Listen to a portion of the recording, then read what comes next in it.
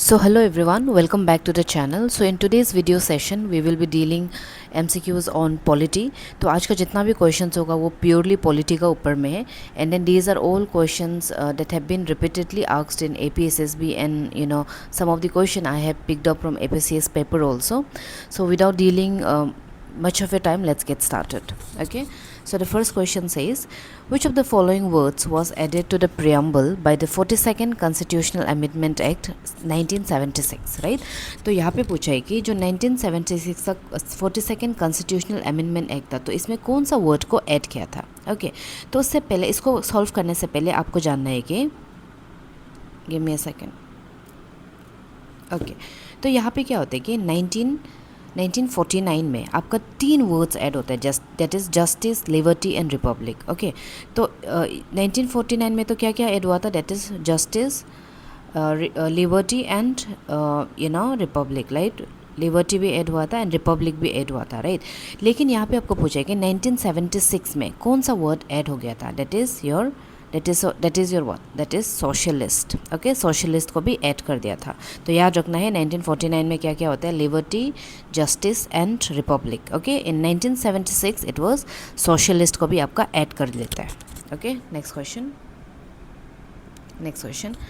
The idea of concurrent list of the Indian constitution was borrowed from. Okay, तो यहाँ पे आपको पूछ रहे हैं कि जो हम लोग का जो कॉन्स्टिट्यूशन का जो कॉन्करेंट लिस्ट होता है ना, वो कौन सा कंट्री से बोरोड है.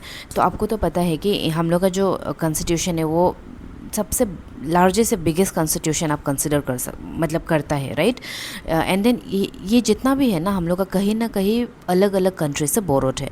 तो आपका जो कॉन्करेंट लिस्ट होता है ना, ये आपका बोरोड होता है. कहाँ से होता है बोलते हैं, दैट इज़ ऑस्ट्रेलिया. ठीक है, ऑस्ट्रेलिया से जो कॉन्करेंट लिस्ट होता है ना वो बोरोड होता है. उसके बाद ऑस्ट्रेलिया से क्या क्या चीज़ हम लोग बोरो किए बोलने से इंपॉर्टेंट वाला चीज़ आप लिख सकते हैं कि the idea of freedom of trade and commerce, trade and commerce, ये भी आपका कहाँ से लिया है बोलने से, दैट इज़ ऑस्ट्रेलिया. ओके, उसके बाद सेकंड होता है आपका जॉइंट सेटिंग.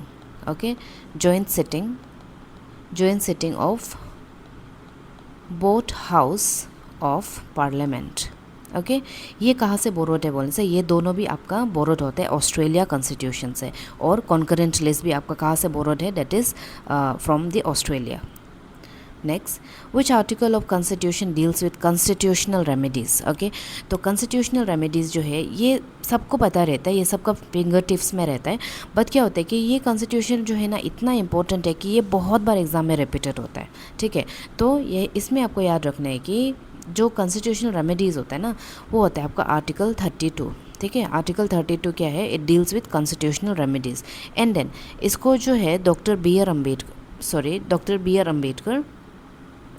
अम्बेडकर वो जो क्या बोलता है इसको, heart and soul of constitution. Okay, heart and soul of constitution क्यों बोलता है बोलने से, according to him it makes the fundamental rights real. Okay, according to B R Ambedkar. Next question. Okay, देखिए आज का जो वीडियो होगा ना, चाहो तो हम इसमें डिटेल एनालिसिस कर सकता था, but this is just for the revision. Okay, before you sit for the exam आपको क्या होगा कि थोड़ा थोड़ा कुछ चीज़ का रिवीजन रहेगा. तो ये वीडियो को हम लोग थोड़ा सा एक एक स्लाइड को थोड़ा शॉर्ट रखने का कोशिश करते हैं. Okay, next, who has a power to establish a joint sitting of parliament. Okay, तो यहाँ पे आपको पूछा है कि जो पार्लियामेंट का जो जॉइंट सेटिंग होता है ना उसको स्टेब्लिश करने का पावर किसका पास होता है. ओके, तो जॉइंट सेटिंग को स्टेब्लिश करने का पावर होता है आपका, is it prime minister, is it president, is it speaker of Lok Sabha और is it chairman of Rajya Sabha. So इसका होता है आपका that is president. Okay, president का पास में पावर होता है कि वो जो है जॉइंट सेटिंग को स्टेब्लिश करेगा. ओके, और ये कौन सा आर्टिकल का अंदर होता है बोलने से, that is article 108. Okay, that is article 108. And इसका जो सेटिंग का जो प्रिसाइड होता है ना, जो सेशन प्रिसाइड होता है, शॉर्ट में लिख देगा सेशन प्रिसाइड को कौन करता है बोलने से, that is the speaker of Lok Sabha. तो आपको कंफ्यूज नहीं होना है कि इसमें आप प्रेसिडेंट को टिक करके नहीं आना है. जो इसका जो जॉइंट सेटिंग का जो सेशन प्रिसाइड होता है ना, presides it is conducted by the speaker of Lok Sabha. And who is the current speaker of Lok Sabha, that is Om Birla. Okay, that is Om Birla. Next question. The money bill can be introduce in Lok Sabha only with the prior recommendation of, okay. तो देखिए money bill ये अपने आप में बहुत important है, तो यहाँ में आपको अभी के लिए बस ये क्वेश्चन में हम लोग स्टिक ऑन करते हैं। तो मनी बिल को जो इंट्रोड्यूस करते हैं ना वो किसका प्रायर रिकमेंडेशन से होता है? तो is it prime minister, is it speaker of Lok Sabha, is it president और इज़ इट फाइनेंस मिनिस्टर? तो इसका आंसर होता है आपका प्रेसिडेंट, ओके। ये जो है प्रेसिडेंट का प्रायर रिकमेंडेशन से होता है, ठीक है। उसके बाद में when we talk about money bill, इसका ओरिजिन कहाँ होता है? ओके इसका ओरिजिन कहाँ होता है बोलने से, that is in Lok Sabha, okay, that is in Lok Sabha. हम ओनली लिख देगा क्योंकि ये सिर्फ लोकसभा में होता है, ये राज्यसभा में नहीं होता है। एंड देन जो मनी बिल का जो डिसीजन होता है ना, यहाँ पे लिख देगा money bill decision, okay. Money bill का डिसीजन कौन लेता है? That is speaker of Lok Sabha, okay, speaker of Lok Sabha, okay. उसके बाद में what is the role of Rajya Sabha? What is the role of Rajya Sabha? Rajya Sabha का रोल होता है कि ये जो है इट कैन नॉट रिजेक्ट और it can not amend the money bill, okay. यहाँ पे शॉर्ट में लिख देगा ये रिजेक्ट या अमेंड नहीं कर सकता है, कौन? That is Rajya Sabha, okay. Next, which of the following is a fundamental right at present? Okay, not a fundamental right in present, right? तो देखिए पहले क्या था कि right to equality, right to property, right to freedom and right against exploitation, ये आपका क्या था पहले? ये फंडामेंटल राइट्स का पार्ट था, ओके। लेकिन अभी यहाँ से इसको एक वाला को हटा देता है, तो वो कौन होता है बोलने से? That is right to property, ठीक है। राइट टू प्रॉपर्टी अभी it is no longer a part of fundamental rights, okay. तो ये क्या है बोलने से? This is a legal rights now, this is a legal rights, ठीक है, this is a legal rights. And ये कौन सा आर्टिकल का अंदर आता है बोलने से? That is 300A। और पार्ट अगर बोलता है बोलने से, if you talk about the part, that is part 12, okay. इसको याद रखिएगा। Next, the concept of directive principles of state policy was borrowed from the Constitution of. I kid you not, this question has been asked more than 4 to 5 times. Okay जो आपका directive principles of state policy है ना, ये बहुत बार पूछा गया। तो ये कहाँ से लिया है? उनसे आयरलैंड से लिया है, कनाडा से लिया है, ऑस्ट्रेलिया से लिया है ना, साउथ अफ्रीका से लिया है। तो ये लेते हैं आपका आयरिश कॉन्स्टिट्यूशन से, ठीक है। DPSP लेता है आपका आयरिश कॉन्स्टिट्यूशन से। उसके बाद देखिए आयरिश कॉन्स्टिट्यूशन से हम लोग क्या क्या लिया है बोलने से, यहाँ पे लिख देगा। आयरिश कॉन्स्टिट्यूशन से हम लोग लेता है election method of home? President, okay. ये भी हम लोग किससे लेते हैं? आयरिश कॉन्स्टिट्यूशन से लेता है। उसके बाद में नॉमिनेशन,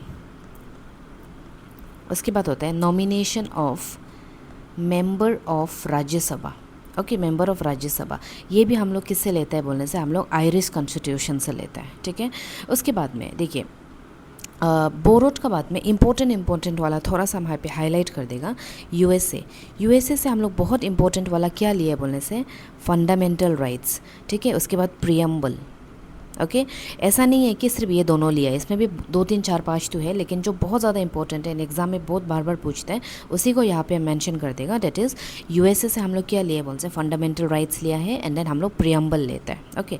उसके बाद यूनाइटेड किंगडम, ब्रिटेन से हम लोग क्या लिया है बोलने से? Bicameral, okay. जो लोअर जो बोट हाउसेस होता है ना, इसका कंसेप्ट हम लोग किससे लिए बोलने से? ये हम लोग लेते हैं ब्रिटेन से। उसके बाद single citizenship, okay, single citizenship, ये हम लोग किससे लिए बोलने से? ये भी हम लोग ब्रिटेन से लेते हैं। उसके बाद में एक होता है parliamentary form, okay, parliamentary form, ये कंसेप्ट भी हम लोग किससे लिए बोलने से? हम लोग ब्रिटेन से लेते हैं, ओके। थर्ड है बोलने से कनाडा से हम लोग क्या लिए बोलने से? Appointment of state government, okay, appointment of state government, ये हम लोग किससे लिए बोलने से? कनाडा से लिए, okay. Next, Which constitutional amendment reduced the voting age from 21 years to 18 years? Okay, तो यहाँ पे आपको पूछ रहा है कि कौन सा constitutional amendment है जो वोटिंग राइट को 21 से 18 तक रिड्यूस कर दिया था ना। तो ये क्वेश्चन भी आप देखा होगा, ये बहुत बार एग्जाम में पूछ चुका है। तो इसका आंसर होता है आपका is it 42, is it 44, is it 61 और इज़ इट 73? तो इसका आंसर होता है आपका 61st amendment, okay, 61st amendment and then under the act of 1988 इसका अंदर में क्या होता है कि वोटिंग राइट्स को रिड्यूस कर देता है, 21 से कम करके 18 कर देता है ना। और ये किसका अंदर में हुआ था? आंसर किसका अंदर इंट्रोड्यूस हुआ था बोलने से? It was introduced by Shankaranand, okay, B Shankaranand, इसका अंदर में ये इंट्रोड्यूस हुआ था. Next, the 11th schedule of constitution is associated with, okay, तो 11th schedule of Indian constitution किससे associated है? Is it municipalities, is it panchayats, is it fundamental duties or is it union territories? okay, तो 11th schedule जो होता है ना, ये 11th schedule of Indian constitution जो है ये किसका साथ associated है? बोल सा this is associated with panchayats, okay, this is associated with panchayats. and then इसको कहाँ कब एड हुआ था? बोलने से that is on the 73rd amendment, okay, under act 1992, okay. कौन सा आर्टिकल होता है बोलने से? that is article 243G, okay, 243G, ये होता है आपका the 11th schedule of Indian constitution that deals with panchayat under 33rd amendment act of 1992, okay. and if you talk about article, that is article 243G, okay. next, who decides whether a money bill is a bill or not, okay. so money bill का बारे थोड़ा पहले हम लोग बात किया था कि मनी बिल क्या होता है बोलने से ये आपका सिर्फ लोकसभा में ही आपका इसको अमेंड कर सकता है, ये राज्यसभा में नहीं होता है. एंड देन आपको याद रखना है कि इसका डिसीजन कौन लेता है बोलने से that is the speaker of Lok Sabha, right. तो यहाँ में आपको पूछ रहे हैं कि कौन इसको डिसाइड करता है कि ये मनी बिल है कि नहीं है? तो ये करता है आपका स्पीकर ऑफ लोकसभा, ओके, ये करता है आपका स्पीकर ऑफ लोकसभा. कौन सा आर्टिकल का अंदर करता है बोलने से? आर्टिकल 110 ट्री जो पावर देता है कि ये जो है मनी बिल है कि नहीं, इसको डिसाइड करने का पावर देता है आर्टिकल 101 ट्री, ओके. किसको देता है बोल से? स्पीकर ऑफ लोकसभा को. Next, which article provides for the establishment of election commission of India, okay. see, election commission of India, this is a very important, okay, this is a very important topic. so election commission of India जो है कौन सा article आपको provide establish करने के लिए कौन सा आर्टिकल आपको प्रोवाइड करता है? so ये होता है आपका article 300 sorry is it article 280, 324, 315 और आर्टिकल 356. तो इलेक्शन कमीशन का आपका जो आर्टिकल होता है ना, that is article 324, okay, that is article 324, okay. Just give me 1 minute, I'll drink water.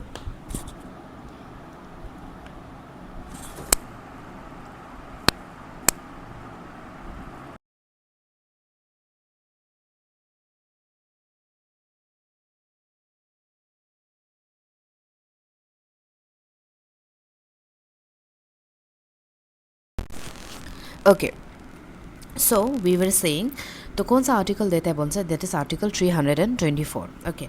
So when we talk about election commission of India, okay, इसका establish कब होता है? इसका स्टैब्लिश होता है आपका 25 जनवरी 1950 में, ठीक है. इसमें आपका election commission of India established होता है, ठीक है. उसके बाद में यहाँ पे आपको पूछते हैं कि who was the first chief election commissioner, okay. हम शॉर्ट में लिख देगा, आप समझ जाइएगा. ये होता है आपका Sukumar Sen, okay, that is Sukumar Sen. और देखिए ये आपका APPSC 2025 में भी ये प्रीलिम्स का क्वेश्चन था, ठीक है. इजी होता है लेकिन कुछ कुछ चीज़ तो पूछता ही है एग्ज़ाम ना. उसके बाद में जो अभी हम लोग का जो current election commissioner of India कौन है बोलने से? That is Gyanesh Kumar, okay, that is Gyanesh Kumar. और कभी कभी एग्ज़ाम अगर टफ़ करना है बोलने से आपको पूछ सकते हैं कि जो ज्ञानेश कुमार है वो कितना नंबर का कमिश्नर है? दैट इज़ 26 नंबर का वो कमिश्नर है, ठीक है. Next, the controller and auditor general of India is appointed by, okay. तो controller and auditor general of India जो इसको कौन अपॉइंट करता है? Is it prime minister, parliament, president और फाइनेंस मिनिस्टर. तो कैग, इसको कैग बोलता है ना, CAG. कैग को आपका अपॉइंट करता है that is president, okay. President इसको अपॉइंट करता है under article 148, okay, under article 148 इसको अपॉइंट करता है. कितना साल के लिए करता है बोलते हैं? For the tenure of 6 years, okay. जब तक वो 65 years नहीं होता है वो 6 years तक आराम से अपना टेन्योर को एंजॉय कर सकता है. एंड देन इसका और एक इम्पॉर्टेंट क्वेश्चन आता है कि CAG जो होता है ना, कैग को हम लोग क्या बोल के बोलते हैं? It also act as a chief guardian of public purse, okay, public purse. ये क्वेश्चन भी आपका एक कम्पिटिटिव एग्जाम का क्वेश्चन है जिसमें पूछा था कि which of the following can be considered as a chief guardian of public purse. तो ये होता है आपका CAG, okay, that is controller and auditor general of India. Next, which of the following is a constitutional body. Okay, तो देखिए इसको थोड़ा पढ़ने से पहले थोड़ा सा एक कॉन्स्टिट्यूशनल, स्टैट्यूटरी एंड एग्जीक्यूटिव का बारे थोड़ा सा जान लेते हैं, ठीक है। तो सबसे पहले आपका आता है कॉन्स्टिट्यूशनल बॉडी, ओके। सेकेंड में आता है आपका स्टैट्यूटरी बॉडी, ओके। थर्ड में आता है आपका एग्जीक्यूटिव, ठीक है। तो इसको थोड़ा सा जान लीजिएगा। देखिए कॉन्स्टिट्यूशनल बॉडी उसको बोलता है जो बॉडी कंट्री का कॉन्स्टिट्यूशन का पार्ट होता है, ठीक है। कंट्री का कॉन्स्टिट्यूशन का पार्ट होता है। जब कॉन्स्टिट्यूशन बना था ना तभी ये बॉडी जो है this were already part of the the country's constitution, that is called constitutional body, okay. And when we talk about statutory body को बनाता है आपका स्पेशल लॉ से, ओके। देखिए ये सब को हम थोड़ा शॉर्ट में बता रहे हैं just to have a brief idea, okay. ये बहुत अपने आप में कॉम्प्लेक्स टॉपिक है ना, तो जस्ट छोटा छोटा से आप लोगों को हिंट दे देगा। उसके बाद एग्जीक्यूटिव बॉडी बनता है ना, this is formed by the cabinet resolution, okay. Cabinet resolution से बनता है, इसको हम शॉर्ट में लिख देगा, कैबिनेट रेजोल्यूशन से बनता है। तो क्वेश्चन आपसे पूछ रहे हैं कि इन लोग में से कौन सा आपका कॉन्स्टिट्यूशनल बॉडी है, ठीक है। तो आपका is it NITI Aayog, is it National Human Rights Commission, is it Finance Commission or is it Central Information Commission, okay। तो देखिए कॉन्स्टिट्यूशनल बॉडी होता है आपका फाइनेंस कमीशन, ठीक है। फाइनेंस कमीशन जो क्या है बोलने से ये आपका कॉन्स्टिट्यूशनल बॉडी है और ये कौन सा आर्टिकल का अंदर आता है बोलने से आर्टिकल 280 का अंदर में आता है, ठीक है। नीति आयोग क्या है बोलते हैं, ये एक एग्जीक्यूटिव बॉडी है, ठीक है, जो this is pass under cabinet resolution ना, तो ये आपका एग्जीक्यूटिव बॉडी है। उसके बाद में नेशनल ह्यूमन राइट्स कमीशन, ये क्या है बोलने से आपका स्टैट्यूटरी बॉडी है, शॉर्ट में लिख देगा स्टैट्यूटरी बॉडी है। उसके बाद में सेंट्रल इन्फॉर्मेशन कमीशन जो क्या है बोलने से ये भी आपका एक स्टैट्यूटरी बॉडी है। एंड देन ये आपका आया था राइट टू इंफॉर्मेशन एक्ट अंदर 2005 के अंदर में, ठीक है। Next question, the president of India can be removed from office by, okay. तो आपको यहाँ में पूछ रहे हैं कि जो हम लोग का प्रेसिडेंट ऑफ इंडिया है उसको रिमूव करने का कौन सा प्रोसीड्यूर से करता है, okay. Is it non confidence motion, is it impeachment, is it judicial review, is it censure motion, okay. तो देखिए जो प्रेसिडेंट होता है ना उसको रिमूव करने का जो प्रोसेस है ना that is not easy first of all, but it can be removed. ऐसा नहीं है कि वो रिमूवेबल नहीं है, it can be removed through what, through impeachment, okay, through impeachment. और ये कौन सा आर्टिकल हम लोग को सुविधा देता है, दैट इज़ आर्टिकल 61, ओके। तो लेकिन ये कौन सा ग्राउंड में होगा, आपके ऐसे ही उसका प्रेसिडेंट को रिमूव कर सकेगा, ऐसे नहीं सकेगा, ठीक है। जब तक there is not a violation of constitution, until and unless there is not a violation of constitution by the president, you cannot remove the president of India, right। but इसका प्रोसेस क्या होता है बोलते हैं, that is impeachment, okay। इसको याद रखिएगा, जब तक वायलेशन ऑफ कॉन्स्टिट्यूशन नहीं होता है एंड देन एक्सट्रीम केस नहीं होगा ना, आप प्रेसिडेंट को रिमूव नहीं कर सकते until and unless वो खुद से रेजिग्नेशन नहीं देगा तो, ओके। Next is the council of minister is collectively responsible to the, okay. तो जो काउंसिल ऑफ मिनिस्टर होता है वो कलेक्टिवली क्या के लिए रिस्पॉन्सिबल होता है। So is it for president, is it Rajya Sabha, is it Lok Sabha और इज़ इट पार्लियामेंट। तो इसका शॉर्ट आंसर होता है that is Lok Sabha, okay. Next, which of the following can be introduced only in the Lok Sabha? So we have spoken about it. Lok Sabha को हम लोग lower house भी बोलते हैं ना, लोअर हाउस, ओके। राज्यसभा को हम लोग क्या बोलते हैं, अपर हाउस, ओके। और अपर हाउस, और ये परमानेंट हाउस भी है ना, ये डिसॉल्वेबल है, ये परमानेंट नहीं है, ठीक है। लेकिन यहाँ में आपको पूछ रहे हैं कि कौन सा which of the thing can be introduced only in Lok Sabha, right? So that has to be money bill, okay. Okay, next question. The maximum strength of Rajya Sabha as provided by the constitution is, okay। तो यहाँ पे पूछा है कि आपका जो maximum strength है, मतलब कि टोटल कितना होता है राज्यसभा में मेंबर जो कॉन्स्टिट्यूशन आपको प्रोवाइड करता है, इज़ इट 238, 245, 250 और 252, ओके। सो आपका आंसर होना चाहिए 250, ओके। बट प्रेजेंटली प्रेजेंटली हम लोग का जो राज्यसभा है ना, उसका स्ट्रेंथ कितना है बोलने से 245, ओके 245 है। उसके बाद याद रखिएगा उसमें से नॉमिनेशन कितना मेंबर को करता है बोल से 12 मेंबर को करता है, और इसको कौन करता है बोल से, that is president of India, okay इसको ये करता है। Next, which article empowers the president to declare national emergency, okay तो एक होता है आपका state, national and finance, right, ये 3 होता है ना आपका आर्टिकल। तो देखिए यहाँ इसको थोड़ा सा समझने का कोशिश करता है। यहाँ पे क्या हो रहा है कि आपको ये पूछ रहा है कि कौन सा आर्टिकल आपको प्रेसिडेंट को पावर देते हैं कि वो एक नेशनल इमरजेंसी डिक्लेयर कर सकता है ना। तो ये होता है आपका आर्टिकल 352, ओके आर्टिकल 352 क्या के लिए बोल से, नेशनल इमरजेंसी, ठीक है। आर्टिकल 356 क्या होता है बोल से, ये स्टेट के लिए होता है ना। उसके बाद आर्टिकल 360 क्या के लिए होता है बोले से, ये आपको फाइनेंशियल के लिए होता है, फाइनेंशियल इमरजेंसी, जो अभी तक कभी भी डिक्लेयर नहीं हुआ है, ठीक है। एंड उसके बाद में जब when I was studying about the emergency, यहाँ से हमको क्या पता चल रहा है बोलने से, इंडिया में 2 स्टेट है which is Chhattisgarh and Telangana, okay Chhattisgarh and Telangana, ये दोनों स्टेट है जहाँ में कभी भी अभी तक इमरजेंसी डिक्लेयर नहीं हुआ, okay I am talking about state. ये दोनों स्टेट में which is Chhattisgarh and Telangana, ये दोनों में अभी तक कभी भी इमरजेंसी डिक्लेयर नहीं हुआ है, ठीक है। उसके बाद मैक्सिमम इमरजेंसी स्टेट कौन है बोलने से, that is Manipur, okay that is Manipur, यहाँ पे बहुत बार इमरजेंसी डिक्लेयर हो चुका है। उसके बाद में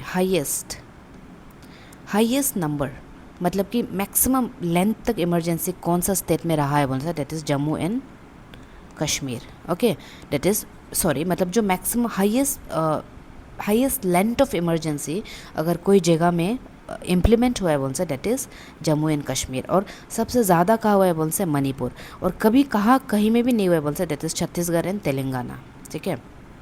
उसके बाद सेकंड, मणिपुर तो आपका फर्स्ट होता है, सेकंड कौन है बोल से, that is Uttar Pradesh, okay तो ये सब को भी थोड़ा सा बेसिक इन्फॉर्मेशन है, थोड़ा सा याद रखिएगा। Next, which schedule contains provision relating to anti-defection, okay anti-defection, okay so anti-defection जो क्या है बोलने से, देखो ये जो क्या है बोलने से, ये जो है वो लॉ है जो it is design to prevent political legislator from changing parties after being elected, okay सोच लीजिए कि आप जो है एक पर्टिकुलर पार्टी से आप जीत गया है, एंड देन आफ्टर जीतने के बाद में आप पार्टी को स्विच करना चाहते हैं, तो इसका बारे में भी तो कुछ तो सुविधा होगा ना। सो ये स्केड्यूल जो है आपका, जो एंटी डिफेक्शन है, ये इसी का बारे बात करता है, ठीक है। तो ये होता है आपका कौन सा में आता है, इज़ इट 8, 9, 10 और 12, ओके तो ये आता है आपका 10th शेड्यूल में, 10th शेड्यूल के अंदर में आता है जो एंटी डिफेक्शन है। Next, the power of judicial review in India is exercise by, okay जो जुडिशियल रिव्यू होता है ना जो इंडिया में, इसको एक्सरसाइज करने का पावर किस किस का पास में होता है, is it supreme court only, is it high court only, is it supreme court and high court, और इज़ इट पार्लियामेंट। देखिए जुडिशियल रिव्यू का एक्सरसाइज करने का पावर होता है आपके पास में बहुत supreme court and high court के पास में होता है, ठीक है। तो सुप्रीम कोर्ट का कौन होता है बोलने से, ये आपका आर्टिकल होता है आपका 32 एंड आपका आर्टिकल 136, ओके इसका अंदर में आप जुडिशियल रिव्यू एक्सरसाइज करने का पावर देता है, ओके। एंड हाई कोर्ट में कौन होता है बोलने से, दैट इज़ आर्टिकल 226 एंड 227, ये आपको क्या पावर देता है कि ये जो आप जो क्या कर सकता है, आप जुडिशियल रिव्यू कर सकता है, okay both in supreme court and high court. Next, which of the following is not appointed by the President of India? Okay, this is also very very important. Let me put a star mark here. ये सब question बहुत ज़्यादा repeated होता है ना, तो देखिए यहाँ पे आपको पूछ रहा है कि जो प्रेसिडेंट है इनमें से कौन प्रेसिडेंट किसको अपॉइंट नहीं करता है, is it governor of state, is it attorney general of India, is it chief justice of India, और is it chief minister of state, okay तो यहाँ में तो आपको पता चल ही गया होगा, this is a laddu question जिसमें आपको क्या होता है, that is the chief minister of state, इसको गवर्नमेंट जो है अपॉइंट नहीं करता है, ठीक है। उसके बाद स्टेट गवर्नर तो आपका ये प्रेसिडेंट ही करता है ना, कौन सा आर्टिकल का अंदर करता है बोल से आर्टिकल 155। इसके अंदर में क्या करता है, इनफैक्ट गवर्नर को तो रिप्रेजेंटेटिव ऑफ प्रेसिडेंट भी बोलता है ना, तो इसको कौन करता है, प्रेसिडेंट ही करता है। उसके बाद attorney general of India AGI को भी कौन करता है बोल से, that is appointed by president under what, under article 76, okay। and chief justice of india को भी आपका president of india ही क्या करता है, अपॉइंट करता है under article 124, ठीक है, तो इसको देख लीजिएगा। Next, the basic structure doctrine was established by the Supreme Court in, okay, this also I will put a star mark, okay।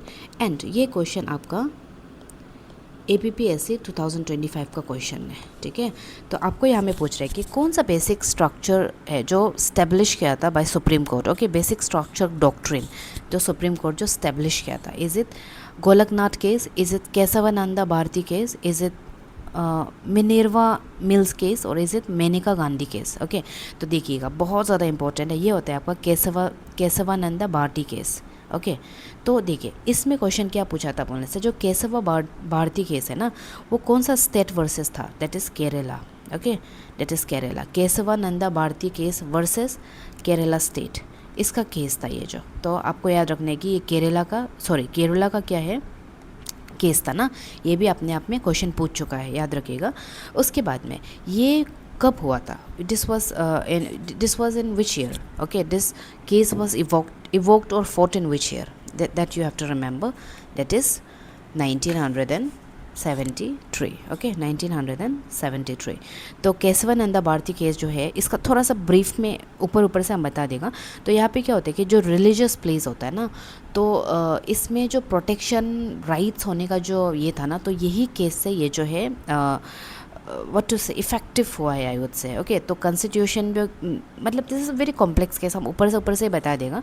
तो यहाँ पे क्या होता है कि केशवानंदा भारती जो है ये स्टेट का खिलाफ लड़ता है, एंड देन जो रिलीजियस राइट प्रोटेक्शन लैंड होता है ना, उसका खिलाफ मतलब उसका राइट के लिए ये जो फाइट करता है ना, तो ये चीज़ आपको, और ये जीत भी जाता है, ओके। तो इसीलिए ये अपने आप में बहुत बड़ा केस था, इसलिए इसको बार बार एग्ज़ाम में भी पूछते रहते थे, this Kesavananda Bharati case, okay. याद रखना है केरला का था 1973, एंड देन क्या के लिए था बोलने से, रिलीजियस प्रोटेक्टेड लैंड, ओके, इसका ऊपर था।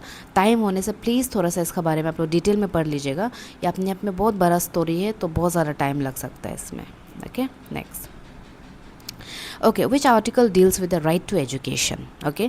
तो ये भी अपने आप में थोड़ा सा इजी क्वेश्चन है, तो इसका हम सीधा आंसर दे देगा ज़्यादा टाइम वेस्ट नहीं करके, that is article 21A, okay. This talks about the right to education, okay. Next, okay, this is also important, the fifth schedule deals with administration and control of, okay। तो जो fifth schedule होता है ना, ये क्या का बारे deal करता है, is it tribal areas in Assam, Meghalaya, Tripura and Mizoram, नहीं, ये नहीं होगा। Schedule area and schedule tribes, union territories और बैकवर्ड क्लासेस। तो देखिए द शेड्यूल जो 5 होता है ना, ये आपका डील करता है scheduled area and schedule tribe का ऊपर, ठीक है। लेकिन ये जो है एक्सेप्शन देता है 4 नॉर्थ ईस्ट स्टेट का नॉर्थ ईस्ट को, that is Meghalaya, Tripura, Mizoram and Assam, okay. ये चारों को छोड़ के जितना भी शेड्यूल एरिया एंड ट्राइब है ना, उसको एडमिनिस्ट्रेट एंड कंट्रोल करने का वो होता है, that comes under the 5th schedule, okay. क्योंकि ये जो होगा ना, ये आपका किसका अंदर आएगा, 6th शेड्यूल का अंडर आएगा। इसका बारे में हम लोग नेक्स्ट स्लाइड में बात करते हैं, okay. Okay, next is, which statement about Rajya Sabha is correct, okay। It can be dissolved by the president, no, Rajya Sabha is a permanent body, Rajya Sabha is a, you know, ये एक permanent वो है, इसको dissolve नहीं कर सकता है। It has a fixed tenure of 5 years, it is a permanent house, it's all member of directly elected by the people, no। देखो ये 6 years के लिए होता है, okay, this is for 6 years, और ये इलेक्टेड बाय पीपल नहीं, ये इलेक्टेड बाय पीपल नहीं होता है। तो इसमें जो करेक्ट आंसर होगा ना, it is a permanent house, ठीक है। जो नॉट परमानेंट हाउस होता है आपका, वो लोकसभा होता है। तो ये जो है क्यों गलत है बोलने से, ये प्रेसिडेंट का थ्रू इसको डिसॉल्व नहीं कर सकता है, और इसका टेन्योर होता है 6, एंड देन इसका जो मेंबर होता है ना, वो डायरेक्टली पीपल का थ्रू इलेक्ट नहीं होता है, ओके। तो ये आपका आंसर हो जाएगा, Next, the sixth schedule provides for autonomous administrative arrangement in tribal areas of, okay, तो ये सिक्स शेड्यूल हो गया ना, पहले का जो क्या था वो फिफ्थ शेड्यूल के ऊपर था. तो इसका जो शॉर्ट में आप कर सकते हैं ATMM, okay, that is Assam, Tripura, Meghalaya, Mizoram. Okay, Assam, Tripura, where is the answer? Assam, Tripura, Meghalaya, yeah, this has to be the answer. Okay, इसको आप ATMM करके निमोनिक्स बना के भी आप याद कर सकते हैं. जो सिक्स शेड्यूल है आप ऐसे याद कर सकते हैं, six is equal to ATMM, that is Assam, Tripura, Meghalaya, Mizoram. इसको ये जो क्या करता है, ऑटोनॉमस एडमिनिस्ट्रेटिव अरेंजमेंट करने का राइट देता है. Okay, which is the six schedule, right. So okay, this is it for today's video. We have discussed around 28 MCQs in this question. So I hope this session was fruitful for you. अगर आपको कुछ feedback देना है, or if you want any sort of, if you have any sort of doubt, you can comment in the comment section below. And thank you so much for watching my video till the end.